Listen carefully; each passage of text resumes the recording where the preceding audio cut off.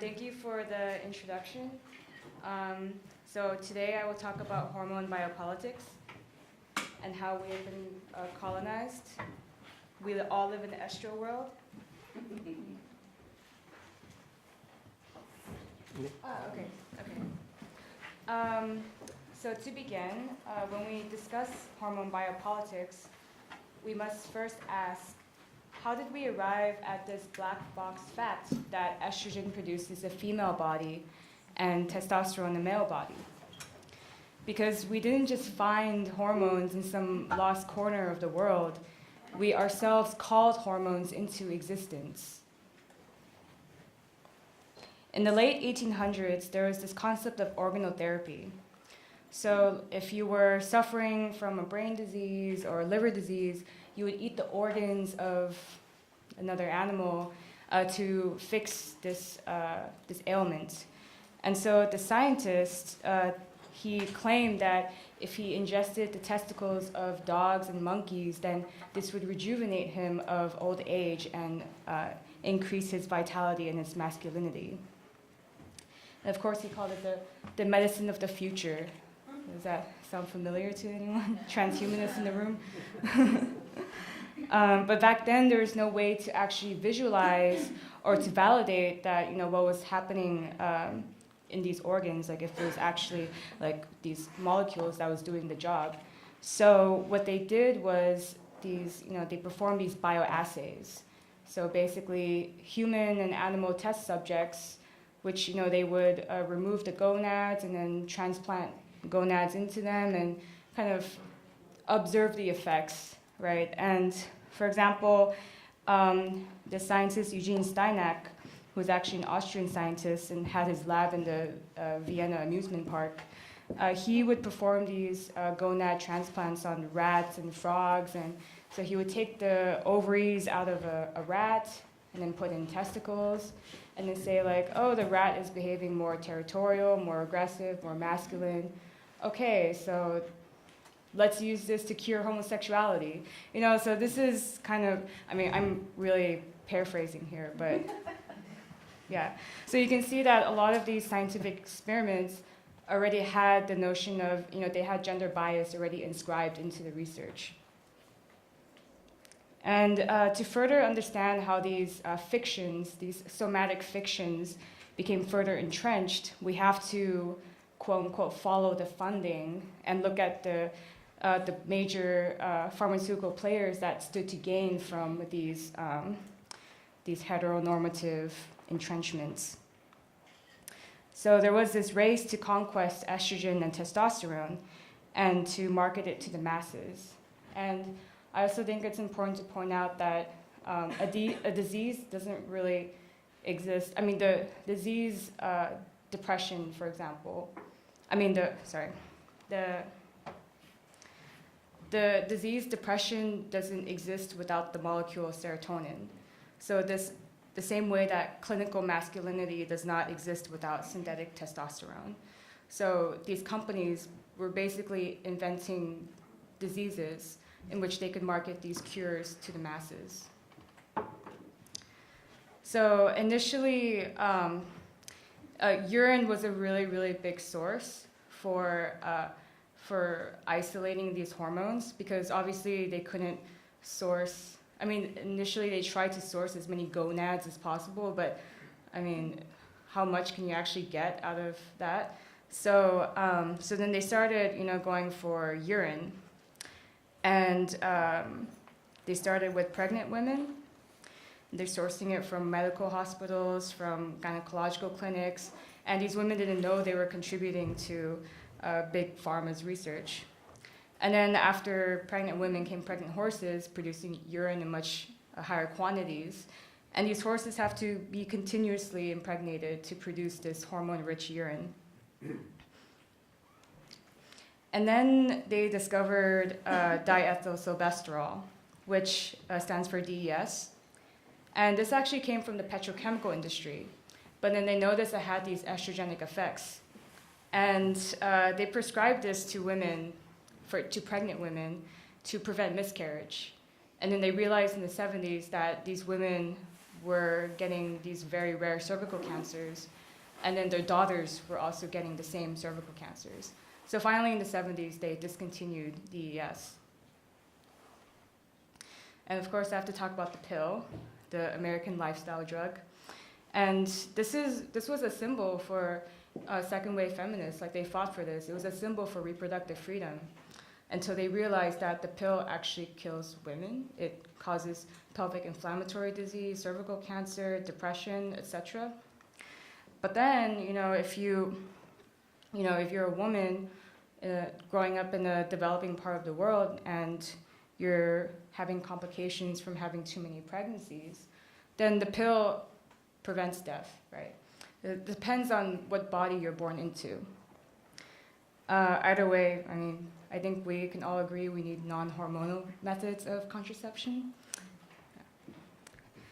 And of course, when the ecologists started noticing these frogs and fish that were growing ovaries next to their testicles, they started blaming housewives that were peeing their estrogen prescriptions into the water supplies. And then they realized, like, okay, it's not the housewives, it's this weed killer, atrazine, which is a very, very common herbicide manufactured by the agro industry. And of course, I have to talk about BPA. This is the last example. So BPA is also a product of petrochemical industry. They noticed it also had estrogenic effects like DES.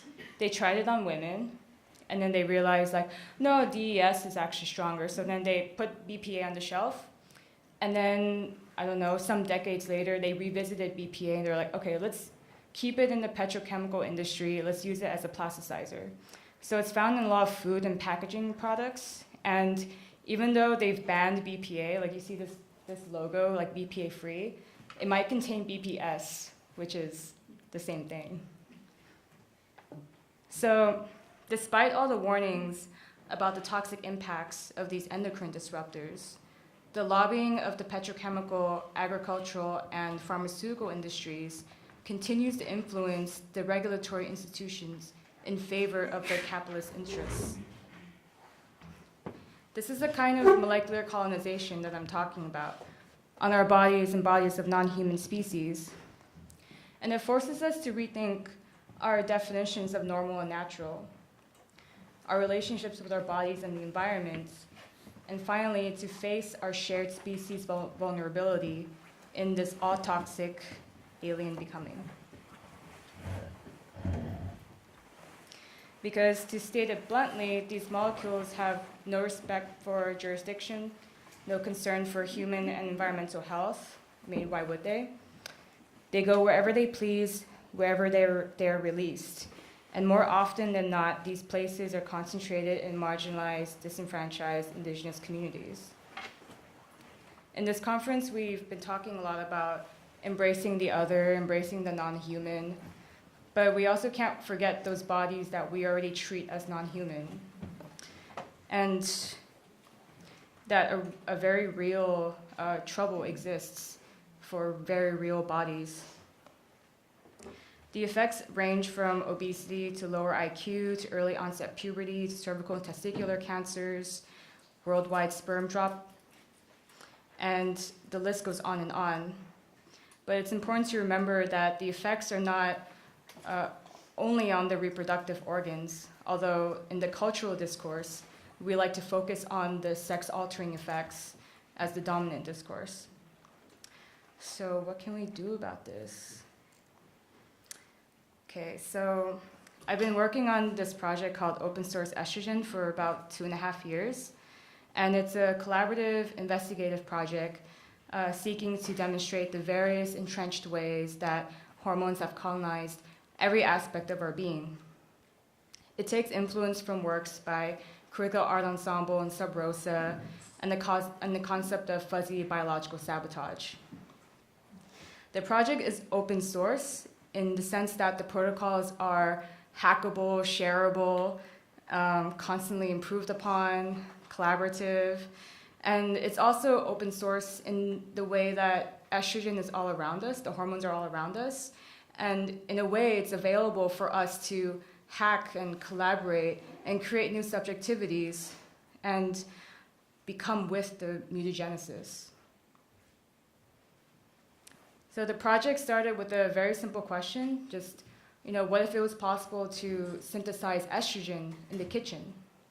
So this opened up, way more questions about, who is actually getting access, who's controlling the distribution, and also what about estrogen escaping the kitchen, right? And what about the estrogen that's already all around us?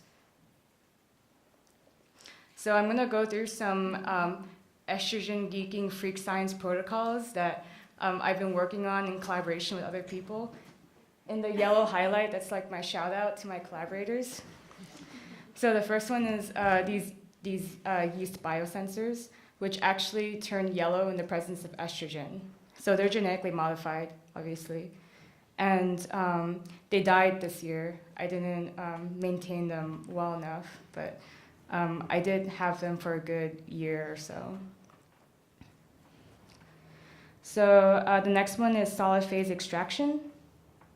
So this is a method for extracting the estrogens that might be in your water supply or in your local river.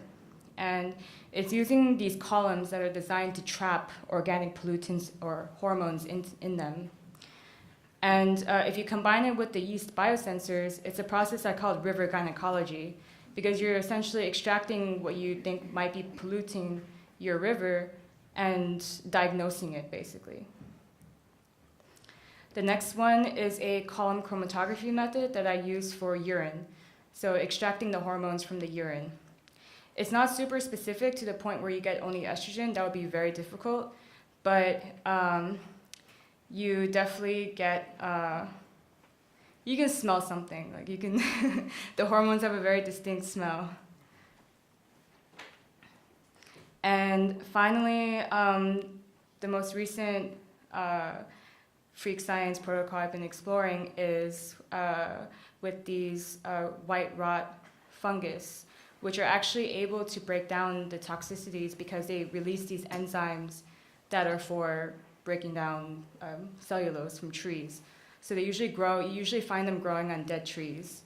And it's really interesting because they also are able to prevent thrombosis, and also it's used in a lot of cervical cancer studies. So it's a very interesting mushroom. And it's also, it has over 28,000 sexes. So there's so many symbolisms in this mushroom, and it's a great metaphor for becoming with these toxicities.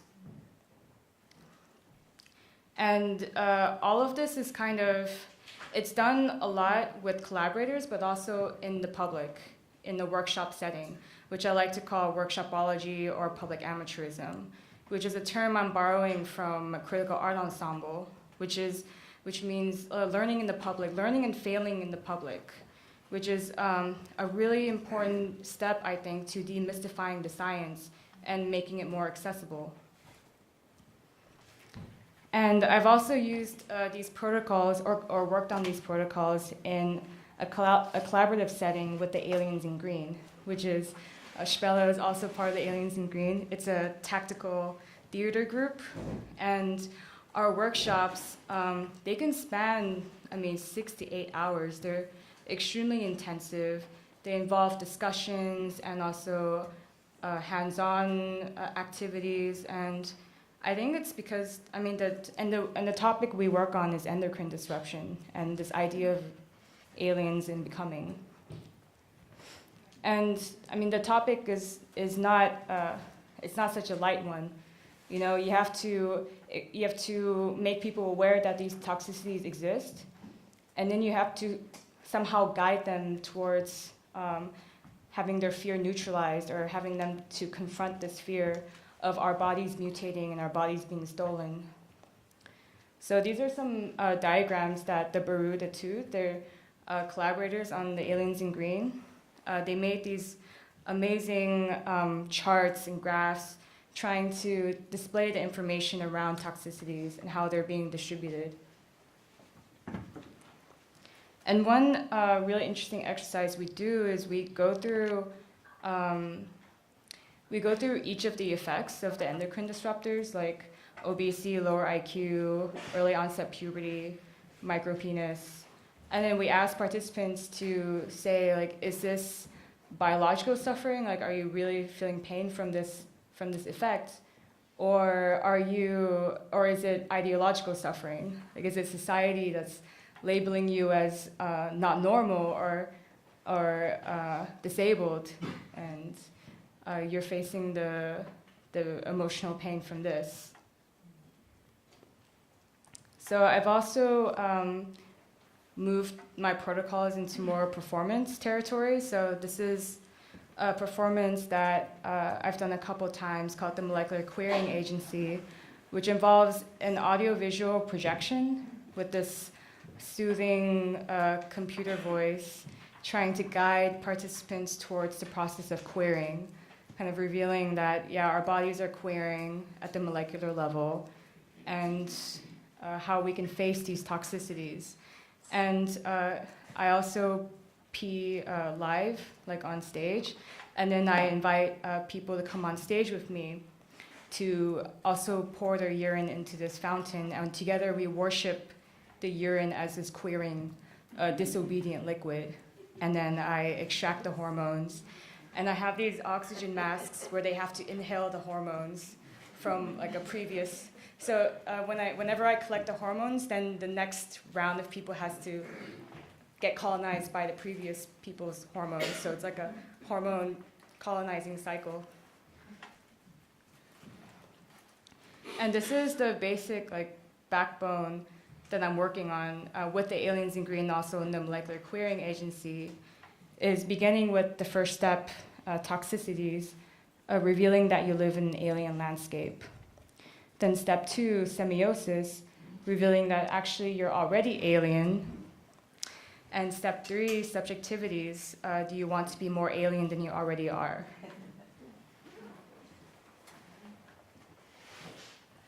And also looking at, I don't know, like other ways to reframe the toxicity.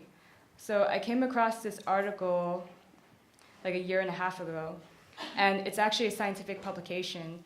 And these scientists decided to hybridize 2 species of freshwater fish. And then the result was a hermaphrodite. And then they called it a hopeful monster because it's able to self-reproduce in extreme environmental conditions. And I thought this was a really interesting phrasing, like hopeful monster, because like why can't our bodies also be regarded as hopeful monsters? Because we always forget, I mean, there's a huge diversity of bodies that already exist among us. Right? We have hermaphrodites, we have intersex people, but then these people are often medicalized or discriminated against, and their lives are very precarious. But at the same time, we all have an endocrine disrupted body. There's no person like who is completely free from these plastics and these pollutants. I mean, they find PCBs in like the Mariana Trench, like the deepest part of the planet, they find PCBs. So we all have this endocrine disrupted body, and what is how do we deal with it? Like, what kind of cultural discourse can we create from this? And this is a really great diagram that I found in Anne Fausto Sterling's book, Sexing the Body, which is really amazing. And it's phallometrics. You know, it's like what is a medically accepted body? You know, like they look at a baby when it's born, and then they measure the size of the penis. You know, and you know and then if it's in the unacceptable range, then they have to intervene with surgery. You know, it's like, are we gonna continue medicalizing like all the bodies that are disrupted or disobedient? And it's also really easy to fall back into homophobic, transphobic, xenophobic rhetoric. Like I came across this blog article where this guy's saying like, you know, I don't think it's right that, you know, the government's putting all the birth control pills in our water because it's turning all the men gay. And it's like, is that really the reason why you want to be upset about all this? Like, because you're afraid of homosexuality? And this is another paper I found where they were looking at the urine of pregnant women, looking for the plastics, the level of plastics. And then when their children were born, they actually had a shorter distance between their anus and their genitals. The more exposure you had to the plastics, then the shorter the distance. And to me, it's kind of a cosmetic thing. I mean, there's no real danger to having like a shorter distance. Maybe there's more transfer of bacteria or something, but it seems kind of cosmetic to me, but also kind of interesting because the asshole is kind of like this universal opening that we all have, and then the genitals are like going closer and closer to this universal opening. Yeah. Okay. But anyways, I want to return back to the plastics a little bit, and I was really inspired by the writings of Heather Davies, who writes a lot about the plasticine and the plastosphere. And she talks about the plastics as being our long-lived progeny, because they're going to exist far longer than us, far after humans have, after we've disappeared, the plastics are going to remain. And it's caused she calls it a geologic indigestion, because the planet cannot digest all of these plastics. And she also urges us to think of, the plastics as, making kin with our plastics, like seeing them as our progeny. And this is a diagram I found of all of the molecules that are being signaled, like in our blood, at this very moment. And the graph is like this long. I'm just taking like snips of it and glitching it. But it reminds me of glitch art, and it reminds me that our bodies are all in flux, and we're defined by our relationships with molecules, with matter, in our shared semiotic sphere. We're glitching each other, and we're glitching together. And maybe I'm not just the genome and the microbiome that I inherit from my mother, but I'm also the plastics, that she was exposed to when I was incubating in her womb. And the major question I think we have to ask ourselves is, how can we reframe toxicity without reinforcing this standard of purity, right? You always hear about the ecologists, urging politicians to clean up the environment, return it back to its natural state or whatever. But what is this idea of natural? Can we achieve something that never really existed? And rather than affirming the cultural panic through this like ego-conservative, ego-heteronormative discourse, can we shift from the toxic shame to the toxic embrace, right? Like, can we create some kind of discourse that gives us some semblance of emancipation? Because it's really these like heteronormative strictures that are confining us, right? That are instilling the fear in us of, our ideas of natural and normal are being disrupted. But what's really at stake is the issue of body sovereignty, how bodies can be stolen through hormonal technologies and capitalist pollution. So this is a 6-point plan that I co-wrote under open source estrogen, and it's borrowing from Critical Art Ensemble's Transgenic Cultural Production 7-point plan. And I want to just put emphasis on the last one. Consider the micro-performativity of hormones as an agential power of not only molecular colonization, but of molecular collaboration. So thinking about the word disruption to what? To our bodies, to our ideals.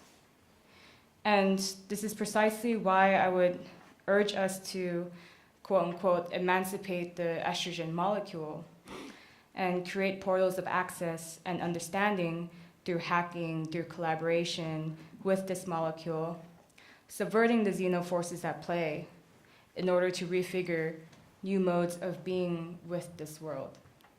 Thank you.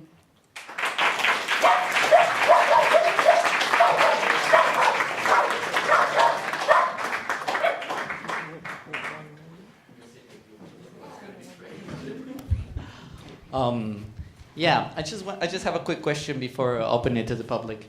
I noticed that you do a lot of scientific research, so like you come across all these papers and you've been reading that stuff. Have you been establishing communication with APIs or any of the researchers there? Have you sent them an email, and if yes, have they come back to you saying, what will that be? It's true. I mean, along with all the critical discourse that I read, like about the same amount is just dissecting scientific papers and hacking them and translating them, often with colleagues. And the only time I've really reached out to scientists is when I'm asking for a sample, which, you know, like it's part of scientific community that they share stuff, but they actually have never gone back to me. So, I mean, once in a while you come across a cool scientist, but most of them don't really respond if you don't have academic affiliation or something. No, even if you do, they don't really respond. Yeah, in my experience. Please go. Does anybody have a question?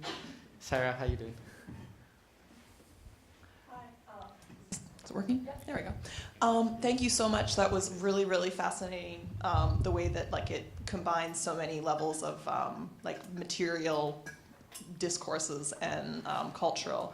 And I really wanted to hear your thoughts more on what your idea of toxicity is, because you mentioned it especially towards the end in relation to purity, but you were also using it in a very like critical and negative way that is usually the discourse on the idea of what is toxic, and that as a word is so loaded within discourses, but also means very specific things scientifically. So can you kind of discuss a bit more what toxicity is in your view and how that could be reinterpreted from your vantage point? I think that toxicity is something that is very harmful, and that bodies are really affected, populations are really affected. And at the same time, it's something that we cannot escape. It's inevitable. Like, we're all inundated with toxicities every single day. Like, even if you try to avoid it, it's everywhere. You're inhaling it, you're eating it, you're wearing it, you're showering with it. It's just inevitable. And that's why I think that we need some way to, we need new perspectives to tackle this issue, because we're not gonna bring down Monsanto and these huge corporations. That's not what I'm urging everyone to do. Like, I mean, of course, there's things you can do in your consumerism habits, but I mean, I think something needs to happen at the mental level, right? How do we cope with the reality of our situation? And we have to look at, again, like those bodies that are already, you know, under so much subjugation through hormonal technologies, through pollution. Like, it's about forming solidarity and resistance in that solidarity. But within that, what is toxicity to you? Like, how would you define a toxin, or what is toxic? So there's a really good distinction to remember between toxins and toxicities. Toxins are released by organisms all the time. Like, they just evolve these, I mean, for defense or whatever, they just release them, right? Toxicities are human manufactured substances. And yeah, and they have, you know, these hormonal effects, these health effects, these debilitating effects. Yeah. Mm-hmm. First here and there in the back. I would like to follow up on the question of you about the toxicity and the idea of purity. And at the end of your talk, you said, okay, making keen and embrace toxicity. And I'm just thinking, on an intellectual level, I really like this idea, but I'm just thinking about what is the practical politics which might follow from this. So it stands against caring and health, and you also said toxic things, they harm the body. So this might also sound a little bit cynical to embrace toxicity. And how can you get to politics from this standpoint if you embrace toxicity? Because there is no reason anymore for resistance then. That's one of the main tensions that is in this project. Is, you know, we're able to speak about embracing toxic, embracing non-human from, I guess, an academic perspective, or from even artistic, philosophical perspective. We have this privilege to ruminate about these ideas. But I think that we also cannot forget that real bodies are affected. I mean, to ground this theory in reality. And that's what the hacking does, right? That's what the biohacking methodology does. Because I work a lot with real people, and they come up, of course, yeah, but they come up to me with a lot of questions. A lot of times they're very confused about what their doctor is telling them. They're really afraid of what's in the water. And I don't have any answers for them. I can only show them ways that they can maybe wrest more control over what's happening to them. And that can happen if you have a familiarity with this substance, you know, through hacking, through creating your own intimate experience with these hormones that is not prescribed through governments, institutions, your doctors, being a consumer. So, does that answer your question? We'll take the one on the back and maybe the last one. So, yeah, hi. I'd kind of like to contest the idea of making kin with plastic and the concept of natural and the unnatural, because I think the natural systems before the Anthropocene started to toxify the planet was a very intelligent ecosystem, and we don't fully understand it. And I think when we talk about resisting things like Monsanto, it means making them accountable for the toxic legacy that they've created. And maybe we can't bring them down, but we need to force them to be more democratic in their practices. And if they aren't held accountable, then we really have to find ways to disrupt their business. And there really is no going forward with the Monsanto plan. I mean, we have to stop them. And I think it's important to retrieve what really is the meaning of a natural ecosystem before we fucked it up, you know?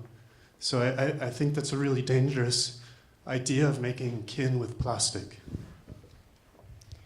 I also agree that these big corporations must be stopped. Maybe I'm also a little bit pessimistic in this realm. I mean, coming from the U.S. and really seeing how like the 1% is really controlling everything, right?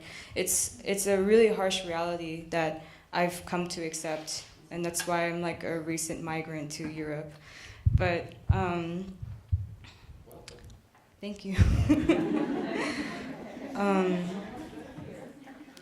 I think what Heather Davies was trying to get at when she was suggesting to make kin with our plastic progeny is she means to also accept responsibility for our children. You know, we created these molecules, we dispersed them.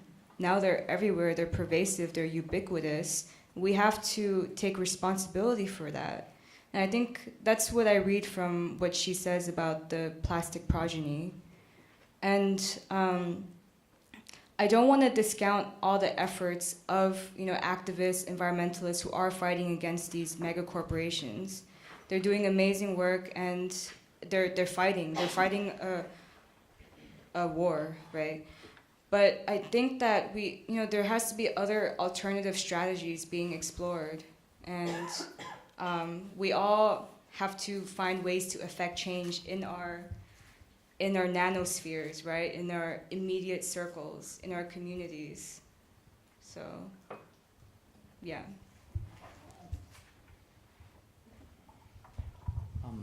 Thanks. Thank you. Thank you, Mary. It's great.